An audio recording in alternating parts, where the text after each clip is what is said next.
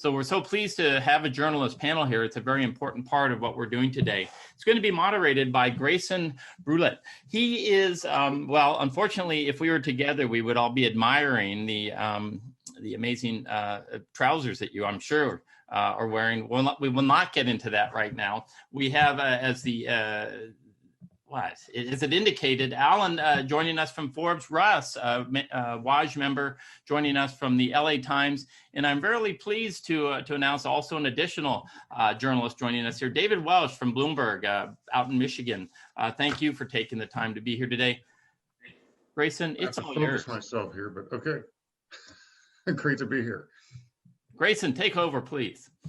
Awesome. Thanks, Charlie, for the introduction, and thank you, SAE, for sponsoring this wonderful panel, and thank you to you, gentlemen, for taking the time to have this important discussion. And to kick things off, I'd like to ask each individual to kindly give a 30 to 60-second overview about themselves. And Alan, we'll start with you, sir.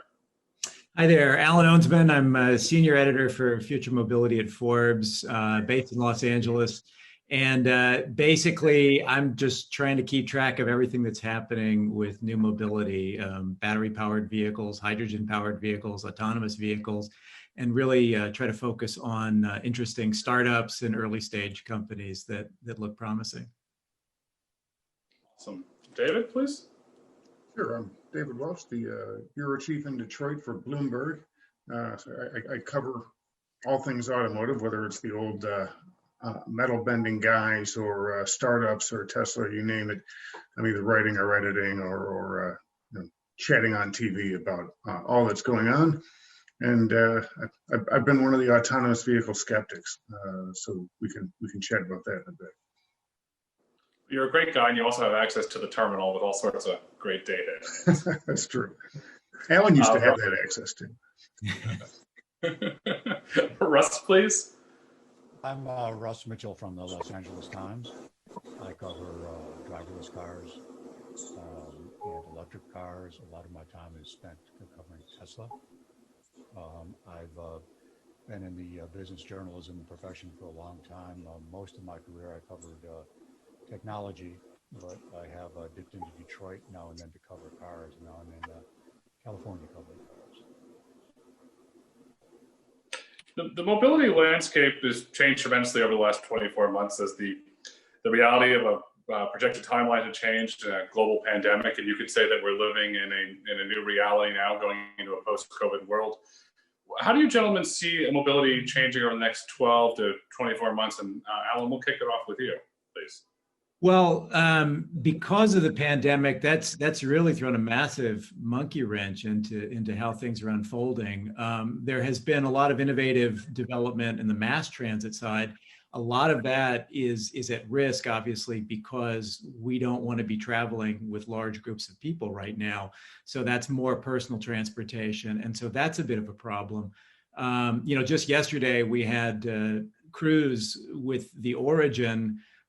It's a shared autonomous van, having to make a tweak to say, hey, this thing's going to be really safe and have all these new features to avoid the spread of COVID. But suddenly it makes you rethink, is that the right form factor for autonomous robotaxis? Should they be individual passenger vehicles or multi-passenger? So things like that we definitely didn't anticipate maybe 12 months ago. That's been a huge change. So greater use of personal transportation, less shared for the foreseeable future, and maybe with autonomy, looking more at robot delivery, logistics, food delivery, retail delivery, things like that seem to be a bigger focus and a smarter play in the near term. David, you've done some incredible writings for Business Week and Bloomberg from the GM side of the house and from the Cruise side of the house. And with the announcement from Cruise and all the insight that you have and the access you've had to Dan and Kyle, do you see that that's the wrong form factor going forward? Are they going to have to completely reimagine the Origin? I don't think they have to necessarily reimagine it, but they are going to have to do a couple of things. So first, I think some of the experiments they did or trials during COVID quarantine in San Francisco, delivering food to food banks, kind of tells you that it's starting to turn their head that goods delivery, food delivery is a way to start this. I like what your previous guest, Oliver Cameron, told me once about what they want to do with autonomy. Simple routes, not high speed, very predictable use case in retirement homes that has a fixed audience, doesn't require the technology to do a lot. And he likened it to Amazon. They just started selling you books and music. They didn't sell you everything, and now they sell you everything. And he's saying, his point basically is that Waymo and Cruise are trying to do everything. I think they're going to take a step back on that. Both of them will, to a certain degree, and limit the routes and the kinds of things they do with these cars. So what Alan brought up about what Cruise did yesterday, they did basically section off the inside of the origin so that people aren't sitting near each other. I don't think Cruise goes away from a 4 or 6 person vehicle, but I do think until we get past this whole pandemic era, they're going to be doing something like that. But look, it was meant to be small experiment, small groups of people anyways. They have permission to run 5 of these. The second thing they did, though, is they applied for an exemption from NHTSA to actually run this thing on roads. So think about that. They were supposed to be running a test pilot in San Francisco almost a year ago. Now they're just getting all the permits they needed and exemptions they need from the government to do it. So what happens in the next 12 to 24 months, you actually start to see real experimentation with the public, not just a handful of select people that Waymo does, but I mean, Cruise, Waymo, Zoox, others actually getting people in the vehicles and testing it out real time with the public. And I think that's going to take a while to do, because they'll be looking at the technology and trying to figure out what the best way to run these services will be. And Russ, you're based in Berkeley. Over the next 12 to 24 months, do you see more of these vehicles running around San Francisco, moving individuals, or do you see a tightening regulatory environment that will kind of slow down these mobility trends?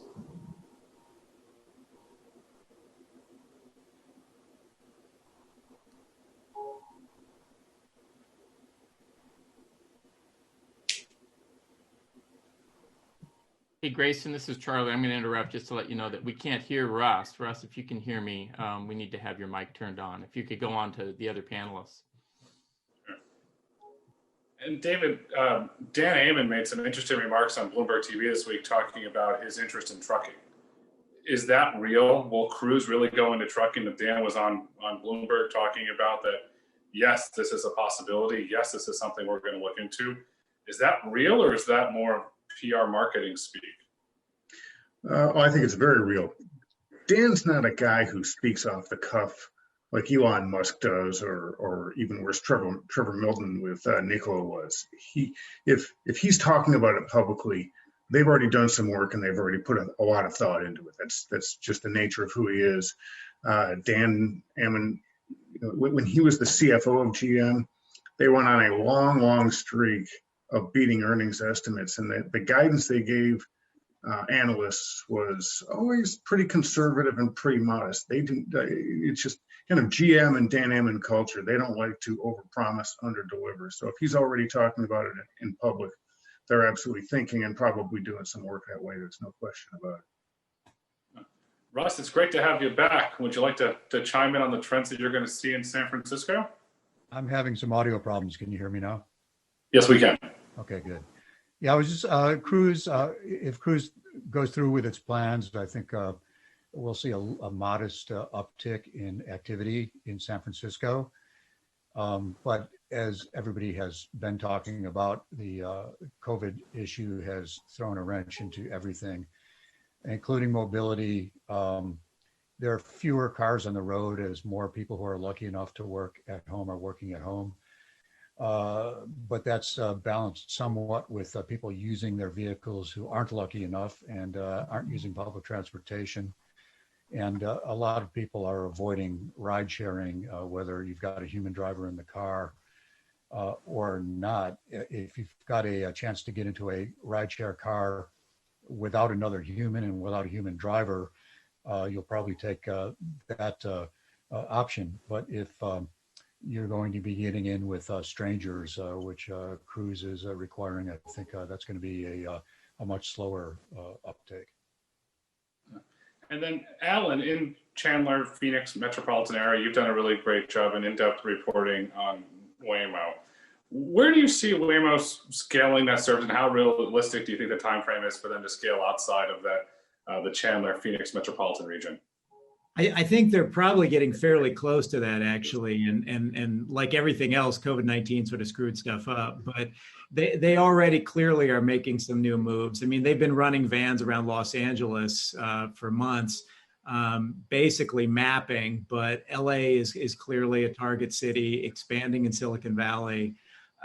They've moved to set up their trucking hub, an additional trucking hub in Dallas. So perhaps, Texas is on the horizon, but it's going to be a slow process because they've been in Chandler now for 3-4 years, and they really want to master that city. And it looks like their approach is going to be very thorough and steady, but not really that fast. So I would look for over the next year, they'll add 1 or 2 more cities perhaps where they begin to offer a basic level of service in specific areas that they're really comfortable in, but it's going to be very measured. I don't think it's going to be this rapid, it could be 5 to 10 years before you really see it broadly available.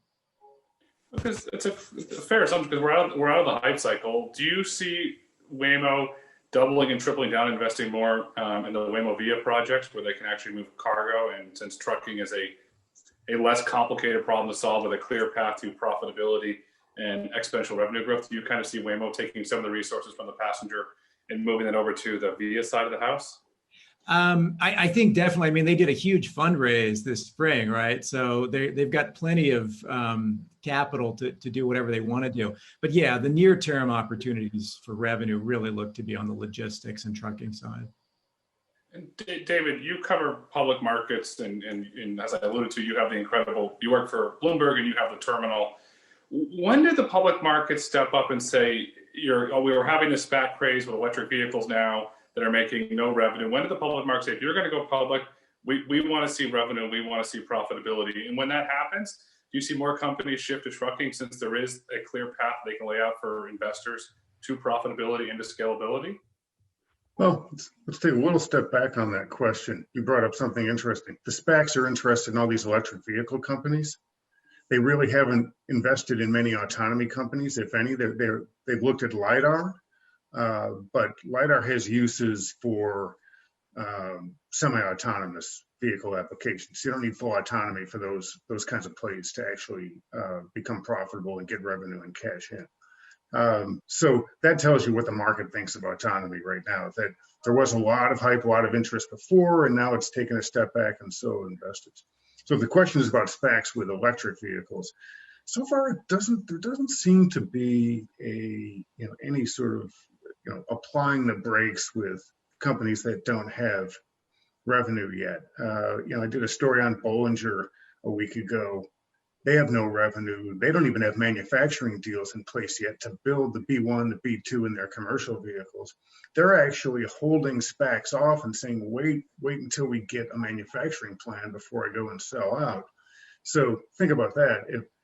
If the SPACs aren't even waiting for how you're going to get to market plan, then they're certainly not chomping at the bit to find out how you're going to make any money and when. Look, I think just like we saw a lot of investors. I mean, look at Cruise. You had Honda, you had T. Rowe, and you had SoftBank investing money there. Just as you did see investors put money into autonomous vehicle plays, and now it's backed out. You will at some point see specs start to slow down on electric vehicle plays. Hasn't happened yet, but there is a time value of money, and they have to start looking at the horizon for a payback from these companies and all the competition that's coming to market. So that I still think there's going to be a real reckoning for some of these EV companies that have pulled in some Wall Street money from the SPACs. It's a very risky game right now. It's very risky. And Russ, you cover Tesla extremely in depth, and Lucid has the Lucid Air coming on the market in 21. It's I'll say it's a beautiful vehicle. Do you think that will have any impact on Tesla's perception in the market and from a consumer perception? Will the Air kind of siphon some of the S sales away? S sales already have been declining for a long time. I think Lucid will hasten that decline. I don't think it will have much effect on the total business of Tesla because Tesla has become a different company. They had the opportunity to do what Lucid is doing and be a profitable, quickly out of the gate kind of a company with luxury cars. But Musk wants to basically sell cars all around the world to as many people as possible. And that requires price cuts and cheaper cars. So he's going in a different direction. Alan, when you look at the different directions that companies are taking, you recently interviewed the CEO of Arrival that's focused on logistics again and moving cargo, and they raised money from BlackRock. Do you see that market evolving around the electric vans that Amazon's doing with Rivian and Arrival's doing? Do you see that kind of exploding as well? 100%. That's really the low-hanging fruit out there. We're seeing this big push to convert to electricity in all forms, battery, hydrogen, whatever. And going after the logistics space in particular is incredibly attractive because batteries work very well for something like a delivery van up to a medium duty vehicle. And selling to fleets, which have centralized operations, centralized fueling, it's absolutely kind of a no-brainer. A company like Arrival is saying we can actually, sell these at a fairly affordable price relative to what's out there. And that sounds great to big fleet operators. I mean, we'll see what happens with the Amazon Rivian deal because that one's much bigger, of course, and Amazon is just a monster. I mean, it's so huge. But the fleets are the real opportunity for fast action in the electrified space, much faster, in fact, than the consumer market. Again, because they buy in thousands at a time, they keep them at central locations, they can install charging infrastructure to handle it, they know exactly how much range they need. So it's a very interesting market. Then, of course, once that's established, the benefits would flow into the passenger vehicle side and things like that, and the components manufacturers, because you get those economies of scale. So I think really look for the fleet market, light commercial and medium duty commercial vehicles to really push things. You mentioned Amazon, and Amazon's starting to insource a lot of the logistics. They're now up to 70 Air Prime planes. David, when does Amazon make another bold move? They made one bold move by acquiring Zoox for a song. Do you think that they step up and acquire Rivian or Arrival and bring it in-house, then merge their electric battery tech with Zoox to have the ultimate logistics network? I'm not sure that they really need to fully acquire those guys. I mean, you take Rivian, they've already got a big stake because they're a big investor, right? Why do they need to own the whole thing outright? They could, because Amazon is obviously not afraid of hard assets, right? They've got warehouses, distribution centers, but they're still a Silicon Valley company. What they still trade in is data and information and the ability to run a whole massive logistics giant and find out what you like to buy and send you ads and deals and so forth. That's really where the genius is and where they make their money. It's the information that they have and know how to use. So adding a car company into their whole portfolio, they don't really need to do that. They can own a piece, they can cash in on it, and they can have enough control where they can make electric trucks and they can make electric forklifts and things like that for their distribution centers, warehouses. That can work for them without having to buy it. The only reason I would see them doing it is, do they need to hold something up and say, this is our green play? Because they do get criticism for having all these trucks out on the road to deliver, say, one case of bottled water to my house that I used to go out in one trip and buy along with 800, not 800, but 80 other goods in one shopping trip. So there is this question of, whether or not they're adding to traffic pollution, et cetera. And they do, this is a big part of their green strategy, the piece with Rivian. So do they need to acquire that to look like they're fostering green and clean drive technology? Maybe. From a business standpoint, they really don't need to. They own a piece, they order the vehicles. The fact that they have this big order with Rivian kind of takes that company to the next level because they've got a book of business.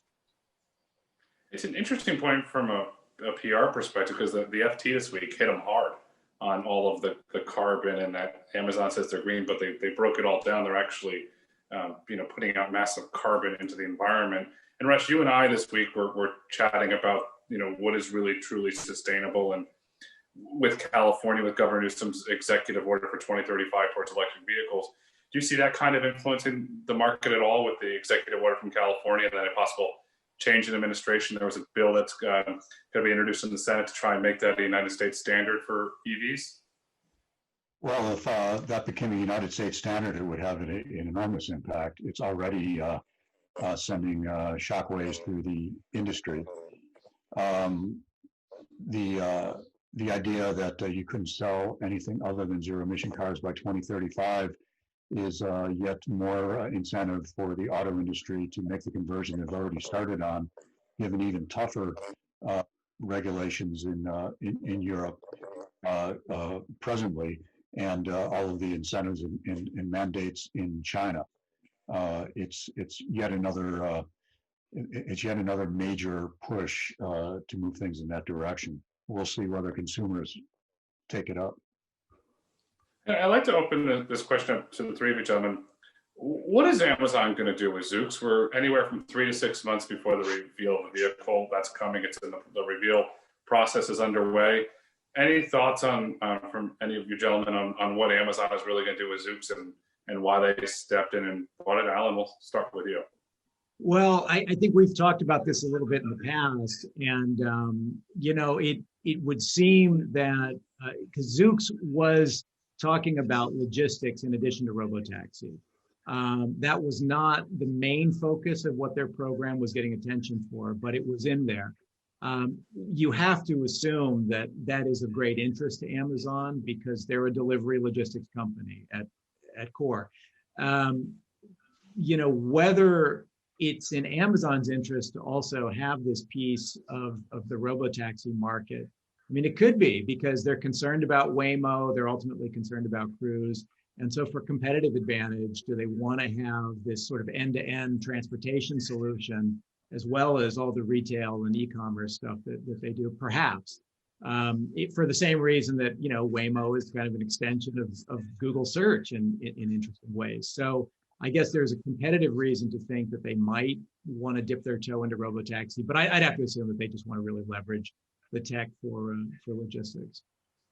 You bring up a good point with Google search, and Amazon has a $4 billion ad business that's growing gangbusters. And so those, even though Google's got 50% of the ad market, that's going to become very, very interesting if Amazon's ad business keeps growing and they try and, put more ads in those vehicles or subsidize it through ads or Prime. David, what are your thoughts?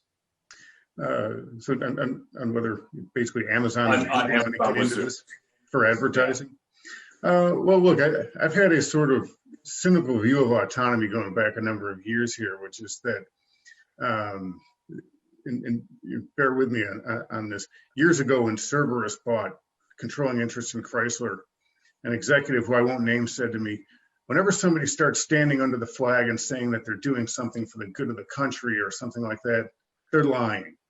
He said, Cerberus is going to try to make money off of Chrysler, of course, and if they have to cut costs, they will. So what's that have to do with this? When Google started working with autonomous cars, they talked about safety and cutting down the number of accidents and road deaths. And I have no doubt that that was a piece of it. But what they really wanted were the other 60 to 90 minutes people are on the road and not looking at their phones or their computers. And they wanted that different kind of shopping and browsing data. And I think Amazon wants that as well. And that's why they're pushing these, they're pushing autonomy and pushing into the vehicle space. And it's not just the time, it's a totally different set of data than they get from you when you're sitting at your desk or on your phone. So yeah, I think that's a very huge piece of this. They get information on where you're going. There's all kinds of push marketing they can do. I've long thought that that's what this is really about. Russ, do we see Amazon create a prime mobility tier where they bundle the service together, running it around the first market being San Francisco? If they do, it'll cost more than $99 a year. I'm sure that's on their radar. If they do robo-taxis, I agree with the other panelists that by far their prime objective is delivery. I live in the hills in Berkeley, very difficult to find people, humans, as much as I want people to have jobs, are getting lost all the time. If a driverless Amazon truck could come up and automatically drop things off, it would definitely be a lot more efficient. That's where I think that they're focusing their attention. We mentioned a lot of larger companies, and I'll ask this to these three gentlemen, and we'll start with Alan. Who do you see from a large corporation kind of getting into the mobility autonomy space that nobody's kind of really thought of? Do you have any outside predictions from all of your reporting that's something that somebody might pop up that has the balance sheet to do something interesting? Alan? I think Hyundai is definitely a company to keep an eye on because, you know, they now have this relationship with Motional as their AV partner. They've been quietly making major investments in all manner of electrified transportation companies and platforms. And I think they certainly have the potential to do it. They have a new chairman who's just taken over control of the group, and he basically has all the money he needs and incredible technical resources. So I think that's a company to keep an eye on. They've not made it clear where they're going. And then of course, Toyota, which has also been sort of below the waterline, conservative and quiet. It's got a fairly aggressive program. Much of that work is now over in Japan. It kind of shifted from Silicon Valley. Again, we don't know a lot of detail about where they're going, but I think those two have the potential to weigh in at some point. They're not getting that much attention because they haven't said that much about what they're doing. David, who do you think might pop up? Sorry, Russ. Yeah, I don't know if pop up is the right way to describe this, but the company that I've thought for a long time has the most to gain or lose if they don't make a big play is Daimler. They have Mercedes, and luxury buyers are going to want autonomy. They're going to want to, when they're on a country road, you know, drive and enjoy their S-Class. When they're in bumper-to-bumper traffic, they're going to want nothing to do with the steering wheel or looking at the road. They need to be there, and Daimler's big in commercial trucking, so they're going to need to be there.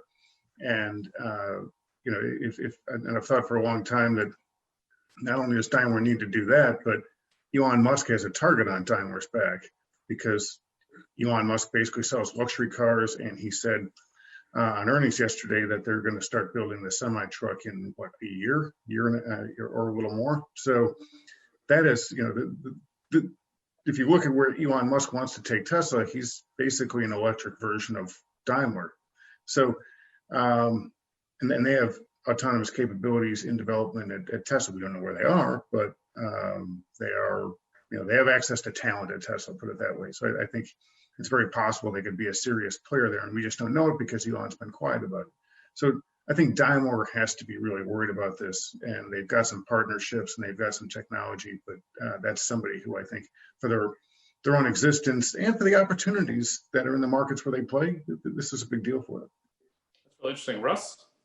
I want to second, I agree with that in large part, and I want to second Alan's focus on Motional and Hyundai, which hasn't gotten, probably for many of us, the attention it deserves. I would throw fuel cells into that mix. They're also working on airborne vehicles and airborne transport vehicles. One of the big hits against fuel cells is that the infrastructure is not there, but you could perceive a robotaxi service based on fuel cells with a central hydrogen refill station and cars that'll go 300, 400 miles. So I would definitely keep an eye on that. Awesome. Well, I'd like to thank all of our panelists for taking the time to share their insights into mobility and autonomy, and I'll hand it back over to you, Charlie. Hey, Grayson, thanks again for putting the panel together and moderating the conversation. It's great to see all of you out there, and I know you're reporting on these changes that are going on and even some of the things that we're talking about now. So it's nice to see that, David, you haven't lost any of that cynicism in the bright, sunny town of Detroit. So, and Russ, I think the fact that we all talk to you means that we are not allowed to go anywhere near Tesla anymore. So Alan, you're okay. But Grayson, and I didn't mention it, I didn't give you the proper introduction, but again, obviously a big participant in all of this. You do the podcast for SAE. I want to make sure everyone knows about that. And again, SAE was the sponsor of this panel, or just at least a participant. So again, thanks to all the journalists, and we'll look forward to continuing the conversation.